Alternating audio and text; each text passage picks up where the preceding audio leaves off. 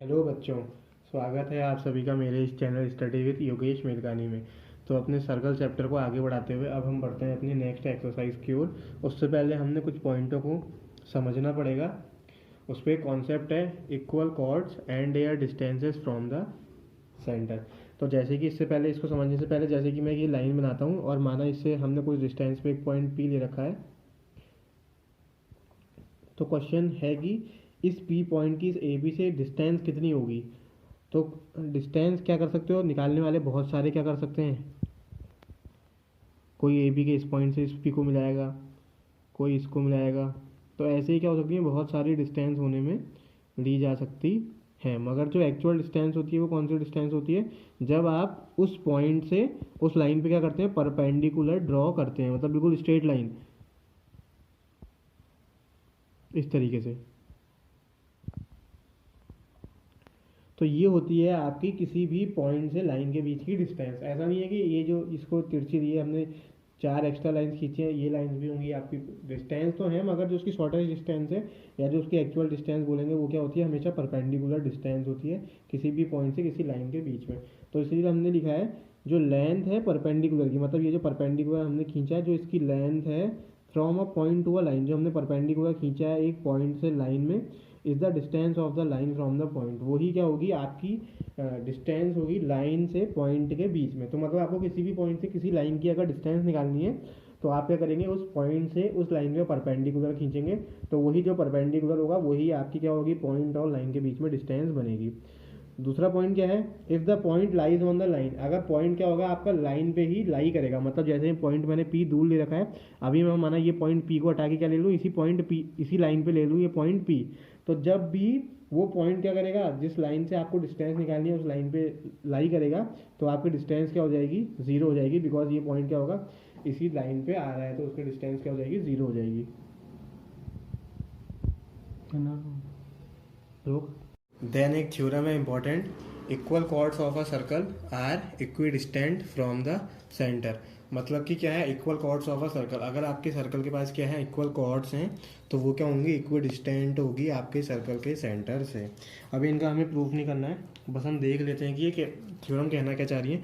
और एक इसी के कन्वर्ट है, मतलब इसी थ्योरम का उल्टा, कि अगर सेंटर की कॉर्ड इक्विडिस्टेंट होगी तो आपकी कॉर्ड क्या होंगी, इक्वल्स होंगी। ये chord equidistant from the centre of a circle are equal in length, मतलब यहाँ इक्वल दी थी तो इक्विडिस्टेंट होनी थी, यहाँ पे इक्विडिस्टेंट दी है तो कॉर्ड की लेंथ क्या है, इक्वल है। जैसे कि ये क्या कहना चाह रहे हैं, जैसे माना हमने एक सर्कल लिया, ये हमारा एक रैंडम सर्कल है, ये उसका क्या हो गया, एक सेंटर हो गया। पहली वाली क्या कहनी चाह रही है, अगर इक्वल कॉर्ड होंगी, माना एक कॉर्ड ये है ए, एक कॉर्ड एक ये है, और इसकी जितनी लेंथ है उतनी ही लेंथ इसकी है, तो उसने बोल रखा है कि सेंटर से इसकी जितनी डिस्टेंस होगी वही इसकी भी डिस्टेंस होगी। अब डिस्टेंस कैसे पता करते हैं, जब इस पॉइंट से इस लाइन पे क्या खींचेंगे, हम परपेंडिकुलर खींचेंगे, तो वही आपकी क्या होती है, डिस्टेंस होती है।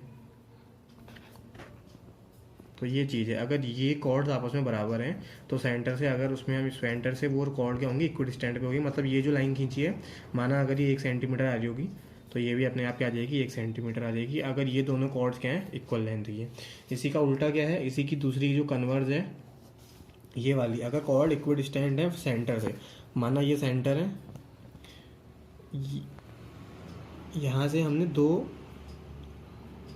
लाइंस खींची हैं, मतलब यहाँ से आपने क्या करा है, 90 डिग्री का एंगल बनाते हुए एक लाइन ध्रुव खींची, यहाँ से एक 90 डिग्री का एंगल बनाते हुए एक लाइन ध्रुव खींची है। और माना ये जो लाइन खींची है आपने, लेट से ये 1 सेंटीमीटर है, और इसको भी आप कहाँ तक बढ़ाएंगे, 1 सेंटीमीटर तक बढ़ाएंगे।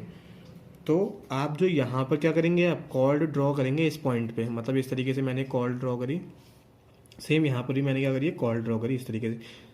और वो कॉर्ड इस तरीके से हमने ड्रॉ करनी है कि ये एंगल भी 90 बन जाए और ये एंगल भी 90 बन जाए। सिमिलरली इस पॉइंट पे भी हमने ऐसी कॉर्ड ड्रॉ करनी है कि वो दोनों साइड से क्या बनाए, 90 डिग्री का एंगल बनाए।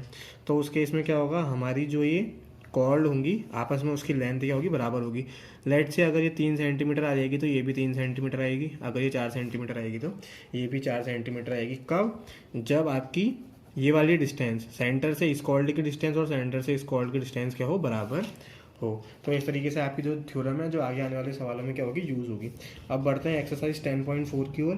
तो 10.4 में क्या है, आपका एक क्वेश्चन है if two circles of radii 5 centimetre and 3 centimetre intersect at 2 points, दो सर्कल दे रखे हैं, एक 5 सेंटीमीटर का, एक 3 सेंटीमीटर का, जो दोनों क्या कर रहे हैं, इंटरसेक्ट कर रहे हैं 2 पॉइंट पे,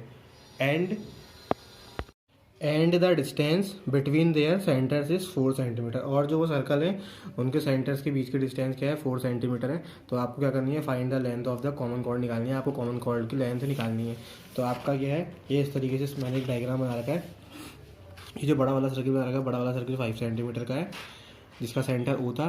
फिर मैंने इस ओ से 4 सेंटीमीटर की डिस्टेंस पे एक दूसरा सर्कल का सेंटर मार्क किया, बिकॉज उसने बोला था कि सेंटर्स के बीच की जो डिस्टेंस है 4 सेंटीमीटर है। तो ये अप्रॉक्स मैंने 4 सेंटीमीटर नापी थी। फिर नापने के बाद यहाँ पर मैंने जो है यहाँ से कंपास दिया था, कंपास से 3 सेंटीमीटर का ये सर्कल ड्रॉ किया था। ठीक है, ये 3 सेंटीमीटर का सर्कल ड्रॉ किया था। देन उसने क्या बोल रखा है कि ये जो कॉमन कॉर्ड है, find the length of a common chord, ये जो कॉमन कॉर्ड बन रही है ये इस सर्कल के लिए भी कॉर्ड का काम कर रही है, इस सर्कल के लिए भी कॉर्ड का काम कर रही है। तो हमें इस सर्कल की क्या करनी थी, कॉमन कॉर्ड निकालनी थी। तो हमने क्या कर रखा है, हमें एक थ्योरम पता थी कि एक थ्योरम हमने प्रीवियस वीडियो में पढ़ी है कि अगर दो सर्कल्स क्या करते हैं, 2 पॉइंट्स पे कट करते हैं तो उनके सेंटर्स को मिलाने वाली जो लाइन होती है वो कॉमन कॉर्ड पे क्या होती है, परपेंडिकुलर बाइसेक्टर होती है। तो इसका मतलब है ये जो लाइन है जो दोनों के सेंटर को मिला ली है, ये क्या होगी, इस कॉर्ड पे परपेंडिकुलर बाइसेक्ट होगी, मतलब इसको क्या करेगी, 2 हिस्सों में बांट देगी। तो हमें इसी कॉर्ड की कॉमन लेंथ निकालनी है। आप कुछ भी कर सकते हैं, हमें दिख रहा है ये पूरी की पूरी कॉर्ड जो पी क्यू है, पी ओ डैश और ओ डैश क्यू को मिला के बन रही है। साथ में ये जो यहाँ से यहाँ तक की क्या है, इस सर्कल की रेडियस है, यहाँ से यहाँ तक क्या है, इसी सर्कल की रेडियस है। मतलब रेडियस प्लस रेडियस करना है तो आप इजीली 3 + 3 6 सेंटीमीटर भी कर सकते हैं, या आप twice of P O dash भी लिख सकते हैं। तो twice of P O dash लिखेंगे तो ट्वाइस ऑफ 3 करने में भी 6 सेंटीमीटर आता है। अब बढ़ते हैं नेक्स्ट क्वेश्चन की ओर, which is question number 2। If 2 equal chords of circle intersecting within a circle, कि सर्कल दे रखा है, उसकी 2 इक्वल कॉर्ड दे रखी हैं और एक कंडीशन दे रखी है कि वो इंटरसेक्ट कर रहे हैं सर्कल के अंदर ही। तो हमने प्रूव करना है जो सेगमेंट हैं पहली कॉर्ड के वो इक्वल होंगे करस्पॉन्डिंग सेगमेंट और दूसरी कॉर्ड के, मतलब पहली कॉर्ड के जो करस्पॉन्डिंग सेगमेंट्स होंगे वो दूसरे के क्या होने चाहिए, इक्वल आने चाहिए। तो मैंने इस तरीके से एक सर्कल बना रखा है जिसकी मैंने 2 कॉर्ड रखी हैं ए बी और सी डी। मैंने एक्चुअल में इन्हें इक्वली लेंथ नाप के बना रखा है। तो let A B and C D are 2 equal chords of a circle with centre O, जिसका सेंटर क्या है ओ है। उसके बाद क्या है, intersecting each other at point ई पे क्या कर रहे हैं, इंटरसेक्ट कर रहे हैं। उसके बाद हमने यहाँ से क्या कर रखा है, 2 कंस्ट्रक्शन ड्रॉ करें। एक ओ एन इस परपेंडिकुलर टू सी डी करा है और ओ एम इस परपेंडिकुलर टू ए बी किया है। तो यहाँ से हमारे कंस्ट्रक्शन हो गए हैं जिससे हमारा ये एंगल 90 बन गया है, ये एंगल 90 बन चुका है, ये एंगल 90 बन चुका है, ये एंगल 90 बन चुका है। अब हमें प्रूफ क्या करना है, उसने बोला था जब इंटरसेक्ट होते हैं तो जो उनके करस्पॉन्डिंग सेगमेंट हैं कॉर्ड्स के आपस में बराबर होने चाहिए। मतलब जैसे ही इस कॉर्ड को इंटरसेक्ट किया इस पॉइंट पे तो इस पूरी कॉर्ड के 2 हिस्से हुए, एक हिस्सा हुआ ए ई, एक हिस्सा हुआ ई बी।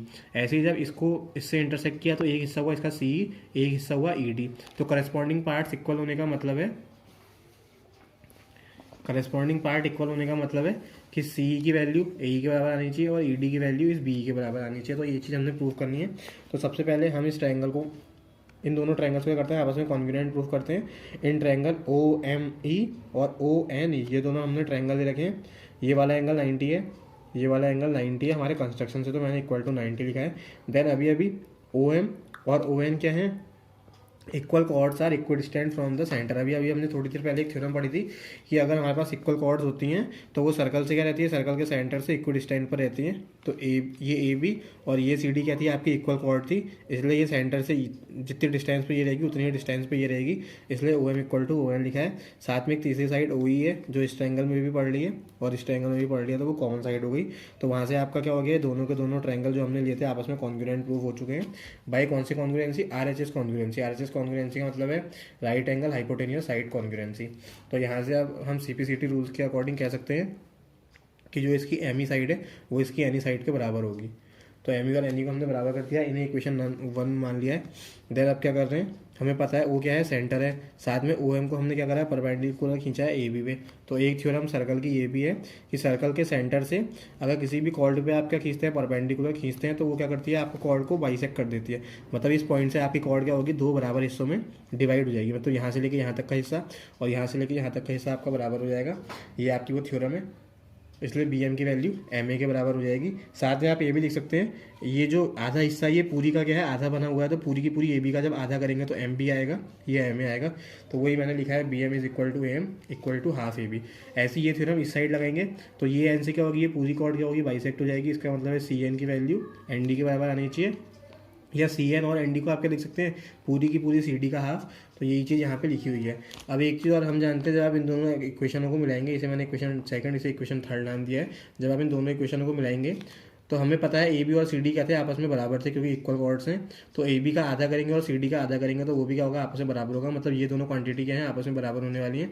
अगर राइट हैंड साइड बराबर है तो लेफ्ट हैंड भी होना चाहिए, बराबर होना चाहिए। इसका मतलब है ये भी आपस में क्या होंगे, बराबर होंगे। तो हमने यहाँ से क्या ले लिया है अपना, A M equal to C N, यहाँ से हमने एक कंडीशन ले ली है। एक कंडीशन हमारी ये आई थी, एक कंडीशन ये है, इसको इक्वेशन 4 का नाम दे रखा है, इसको इक्वेशन 1 नाम दे रखा है। जब दोनों को हम एक के नीचे एक रख के क्या करेंगे, ऐड करेंगे, तो लेफ्ट हैंड से ऐड होगी, राइट हैंड से।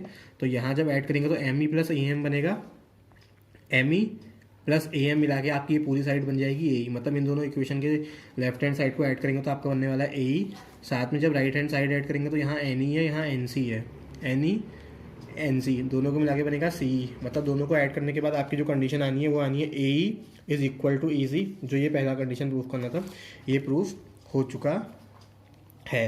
देन उसके बाद जो दूसरा प्रूफ करना है उसमें प्रूफ में क्या लिखेंगे, हमें पता है A B equal to C D दे रखा था, उसने इक्वल कॉर्ड दे रखी हैं। साथ में ए ई और सी अभी अभी आप क्या करके लाए हैं, प्रूफ करके लाए हैं। तो जब उन दोनों इक्वेशनों को घटाएंगे तो पूरे के पूरे ए बी में से जब आप ए ई कट करेंगे तो आपका बी ई बच जाएगा। ऐसे ही पूरे के पूरे सी डी में से जब आप सी ई कट करेंगे तो आपका ई डी बच जाएगा। वहाँ से आपका सेकंड प्रूफ भी हो जाएगा बी इक्वल टू डी, जो मैंने नेक्स्ट पेज पे किया हुआ है। जब दोनों को ऐड किया था तो ए इक्वल टू सी आ गया था। फिर हमने अगली जो प्रूफ करना था उसके लिए हमने माना A B equal to C D equal chord दी हुई है, ए इक्वल टू सी अभी भी प्रूफ करा है। जब दोनों को घटाया तो जो हमारा नेक्स्ट प्रूफ था वो भी प्रूफ हो चुका है। तो इसलिए दोनों पार्टी आपके इस तरीके से प्रूफ हो चुके हैं। अब इक्वेशन 3 की ओर को, मतलब क्वेश्चन नंबर 3 की ओर बढ़ते हैं।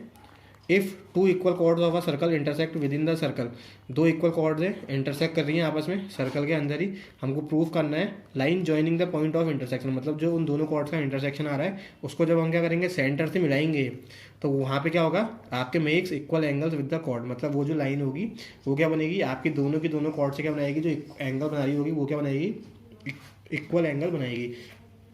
तो ये हमने एक सर्कल दे रखा है। सर्कल लेने के बाद इसकी दो कॉर्ड रखी है ए बी और सी डी, जो मैंने एक्चुअल में बिल्कुल प्रॉपर लेंथ रखी है। आप चाहें तो वैसे ही रफ डायग्राम भी बना सकते हैं। तो A B equal to C D question में गिवन है, उसने बोला था ये इंटरसेक्ट कर रहे हैं बीच में सर्कल के अंदर ही एक पॉइंट पे। तो ये पॉइंट वो है जहाँ पे ई पॉइंट है, जहाँ पे ये इंटरसेक्ट कर रहे हैं। देन उसके बाद उसने क्या बोला था कि point prove that the line joining the point of intersection to the centre. ये पॉइंट ऑफ इंटरसेक्शन है। जब मैंने इसको सेंटर से मिलाया तो इसने क्या करे, दो एंगल बनाए। ये एंगल एक इस वाली कॉर्ड से देखेंगे तो ये एंगल बन रहा है, और दूसरी कॉर्ड से देखेंगे तो ये एंगल बन रहा है। तो उसने बोला ये जो दो एंगल बन रहे हैं ये आपस में क्या होने चाहिए, बराबर होने चाहिए। तो आप गिवन में लिख देंगे A B equal to C D intersecting at E within the circle. Proof क्या करना है, O angle O E A and angle O E D आपस में हमें बराबर प्रूफ करने हैं। देन हम क्या कर रहे हैं, ओ ए को ओ डी से क्या कर रहे हैं, ज्वाइन कर रहे हैं, ताकि ये एक ट्रायंगल बन जाए, ये एक ट्रायंगल बन जाए। अगर हमने इन दोनों ट्रायंगल को किसी तरीके से कॉन्ग्रुएंट प्रूफ कर दिया तो हमारे क्या होंगे, सी पी सी टी से ये दोनों एंगल क्या हो जाएंगे, बराबर हो जाएंगे।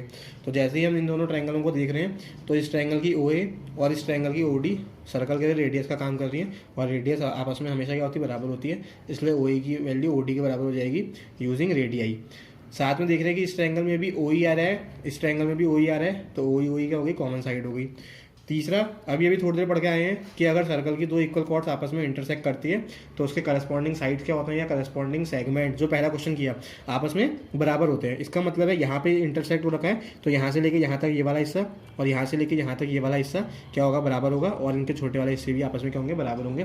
फिलहाल अभी हमें छोटे हिस्से से कोई फर्क नहीं पड़ता है, तो हम इसके इस हिस्से को मतलब डी को हम ए के बराबर रख सकते हैं।